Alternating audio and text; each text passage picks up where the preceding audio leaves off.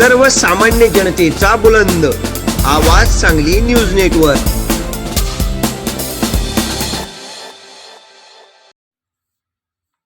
सांगलीत क्रांतीस्तंभास अभिवादनास अलोट गर्दी। भीमा कोरेगाव 207व्या शौर्य दिनानिमित्त सांगली येथील राजश्री शाहू कॉलनी भीमनगर येथील भीमा कोरेगाव क्रांतीस्तंभास अभिवादन करण्यास अलोट गर्दी निर्माण झाली।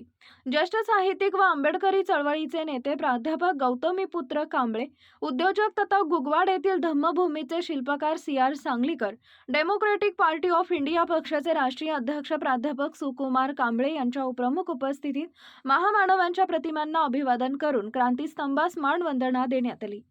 भीमा कोरेगावची लढाई तलवारीची होती। आताची खरी लढाई विचाराची, लेखणीची, तत्वज्ञानाची आहे आणि ही लढाई आपण 100% जिंकू शकतो असं मत प्राध्यापक गौतमीपुत्र कांबळे यांनी बोलताना व्यक्त केले। तसेच जगन्नाथ ठोकळे यांच्या प्रयत्नातून निर्माण झालेलं हे उद्यान सांगली जिल्ह्याचं नाव महाराष्ट्रात मोठे करेल असं मत व्यक्त करत जगन्नाथ ठोकळे यांचं अभिनंदन केलंय। CR सांगलीकर म्हणतात की जगाला गौतम बुद्ध आणि बाबासाहेबांच्या विचारांची खरी गरज आहे। माता रमाई आंबेडकर उद्यान देखभाल व संरक्षण समितीच्या अध्यक्ष आशाताई साबळे, उपाध्यक्ष मनोज उर्फ आशिष गाडे, शिवाजी वाघमारे, अविनाश कांबळे, गणपती चौडीकर, सेक्रेटरी सचिन ऐवळे, कोषाध्यक्ष अप्पासाहेब साबळे, शंकर कांबळे, रमेश सावंत, विनोद साबळे, अरुण आठवले, चंद्रकांत चौधरी, शहाजी मोरे, अजय उबाळे, जगन्नाथ आठवले, प्रफुल्ल ठोकळे, हनुमंत साबळे, गजानन गस्ते, बापूसाहेब ठोकळे, प्रमोद कांबळे, मिलिंद गाडे, बाळासाहेब गोतपागर, तानाजी वाघमारे, मिलिंद कांबळे, सिकंदर मुळके व इतर कार्यकर्त्यांनी कार्यक्रमाचं उत्कृष्ट नियोजन केले।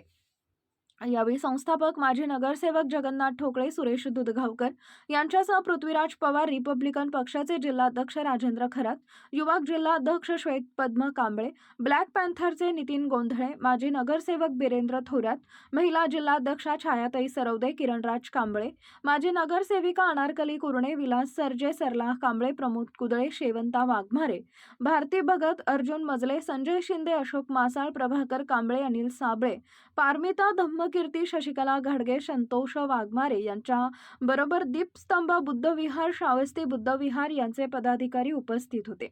महानगरपालिका अधिकारी तसेच विश्रामबाग पोलीस मोठ्या संख्येने उपस्थित होते। मुख्य संपादक डॉक्टर श्रीकांत भोसले, आवाज सांगली न्यूज नेटवर्क व वृत्तपत्र।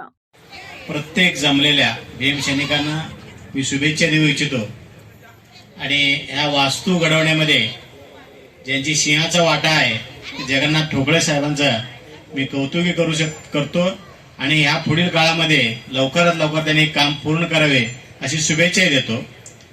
फक्त आता काय होतं की बोलता बोलता आणखीन काहीतरी करायचं असतं। जगन्नाथ ठोकळे साहेबांनी एक आम्हाला गोंधळात टाकलंय। काय गोंधळात असेल? आता सरांनी बोलले की बाबा आपण तलवारीने नाही विचाराची लढाई लढायची आहे, तर इथे जगन्नाथ ठोकळे सरांनी इथे दोन्ही एकत्रित आणलंय। नेमकं विचार घ्यायचे का तलवार घ्यायचं?